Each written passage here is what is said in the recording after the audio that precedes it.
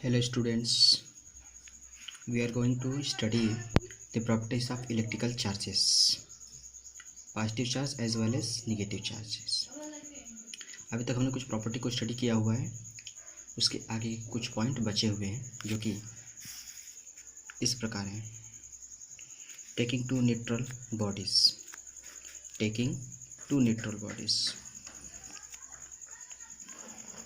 Neutral body है तो दोनों इलेक्ट्रॉन को कंटेन करेंगे। That is take an atom, कोई भी एटम हो, चाहे न्यूट्रल हो और चाहे वो चार्जेबल हो, चाहे पॉजिटिव चार्ज हो चाहे नेगेटिव चार्ज हो, इलेक्ट्रॉन तो होते ही हैं। और चार्ज उन पर तब आता है जब वो इलेक्ट्रॉन को एक्सेप्ट करते हैं या डोनेट करते हैं। Taking A normally neutral body A and body B, consider the body A transfer an electron to body B. इसको एक इलेक्ट्रॉन ट्रांसफ़र करता है। जब इसको इलेक्ट्रॉन ट्रांसफ़र करता है तो इस कंडीशन में ई वाली बॉडी जो इलेक्ट्रॉन को रिमूव किया है वो पॉजिटिव चार्ज कंटेन कर लेगा, वो बॉडी भी नेगेटिव चार्ज कंटेन कर लेगा। सिमिलरली अब ये 2 इलेक्ट्रॉन को रिमूव करेगा, 2 इलेक्ट्रॉन इस कंडीशन में ये 2 इलेक्ट्रॉन पॉजिटिव हो जाएगा, मतलब इस पर 2 पॉजिटिव हो जाएगा और इस पर 2 नेगेटिव हो जाएगा। ठीक है, अब आगे देखते हैं। हमने आपको बताया था पीछे, तो ये क्या है आपका transfer of electron. That is अब इलेक्ट्रॉन को पॉइंट में ट्रांसफ़र नहीं कर सकते। आप 1 इलेक्ट्रॉन, 2 इलेक्ट्रॉन, 3 इलेक्ट्रॉन, 4 इलेक्ट्रॉन, टाट 1000 इलेक्ट्रॉन, बट आप पॉइंट में दैट इज़ 5.6, 7.9 यानी रेशियो में इलेक्ट्रॉन को डोनेट नहीं किया जा सकता। This is the law of quantization of charge. That is this is quantization of charge. Quantization यानी क्वांटनीकरण, आवेशों का क्वांटनीकरण। मतलब इस पर चार्ज क्या हो जाएगा, Q is equal to plus NE, और इस पर चार्ज क्या हो जाएगा, Q is equal to minus NE। दोनों को मिलाकर आप Q is equal to plus minus NE लिख सकते हैं। ठीक है, ये क्या है, चार्ज ऑन इलेक्ट्रॉन। ये इंटीजर नंबर है, ये फ्रैक्शनल नंबर नहीं होता। ठीक है, आगे नेक्स्ट प्रॉपर्टीज़ को स्टडी करते हैं।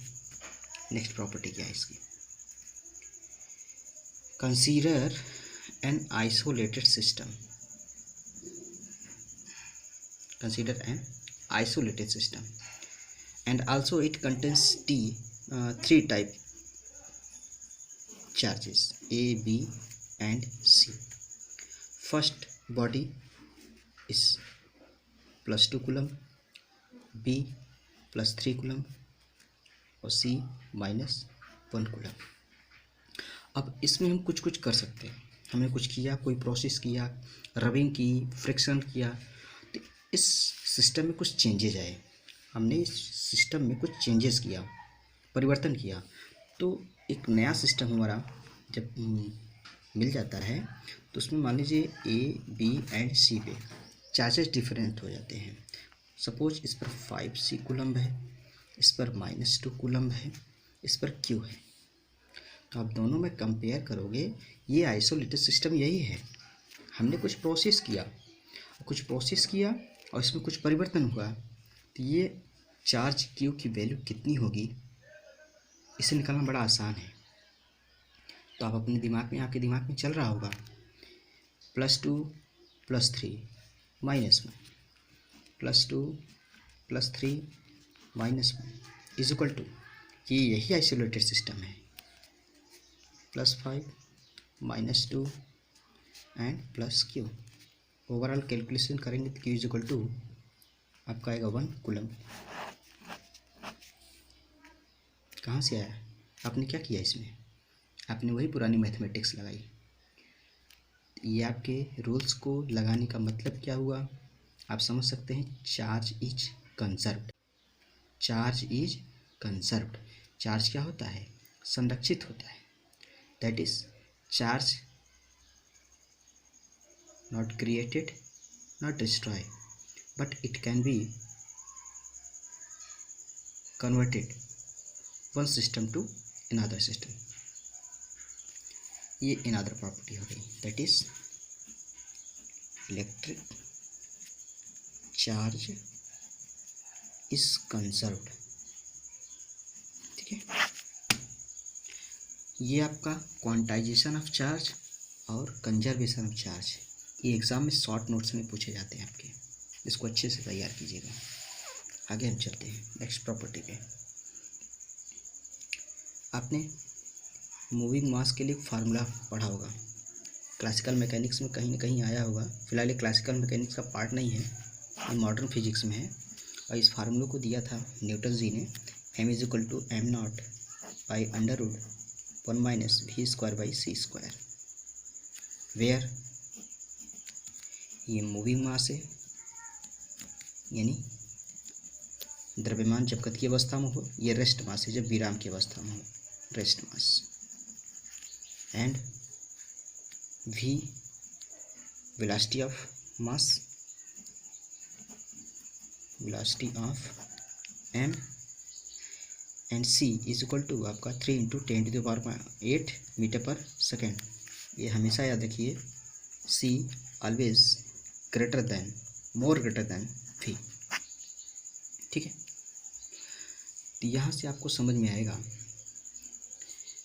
अगर आप एक 100 ग्राम पत्थर लिए और आपके ऊपर छोड़ा जाए और वही 100 ग्राम पत्थर आपको तेज़ी से मारा जाए, तो जो जिसकी स्पीड ज़्यादा होगी ना, उसमें आपको चोट लगेगी। तो इससे आप समझ सकते हैं mass vary with velocity but charge does not very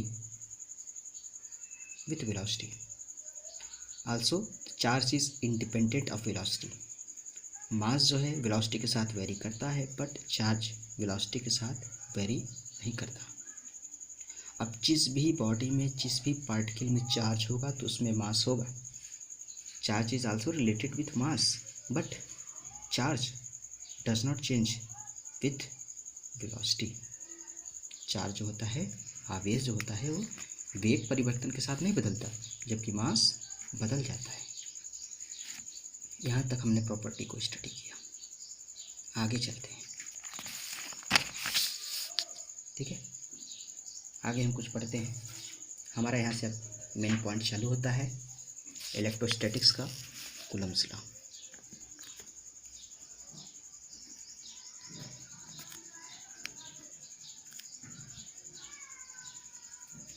ठीक है, कूलम्ब्स लॉ लेते हैं। अब इसको आप समझिए, कंसीडर टू पार्टिकल, इसका मास m है, इसका भी मास m है, चार्ज इसमें प्लस q1 प्लस q2। आप देखेंगे दोनों में, ये दोनों एक दूसरे को रिपेल करते हैं। ये जरूरी नहीं कि हम पार्टिकल को कांटेक्ट में लाएं तो ही दोनों पर फोर्स अप्लाई होगा। एग्जांपल ले सकते हैं, अगर हम इस पेन को ही छोड़ें, नीचे की ओर गिरता है, तो जरूरी नहीं कि ये पेन हमारे अर्थ के संपर्क में है। ये फोर्स काम करता है पृथ्वी की ओर से, जो कि गुरुत्वाकर्षण बल कहा जाता है, ग्रेविटेशनल फोर्स।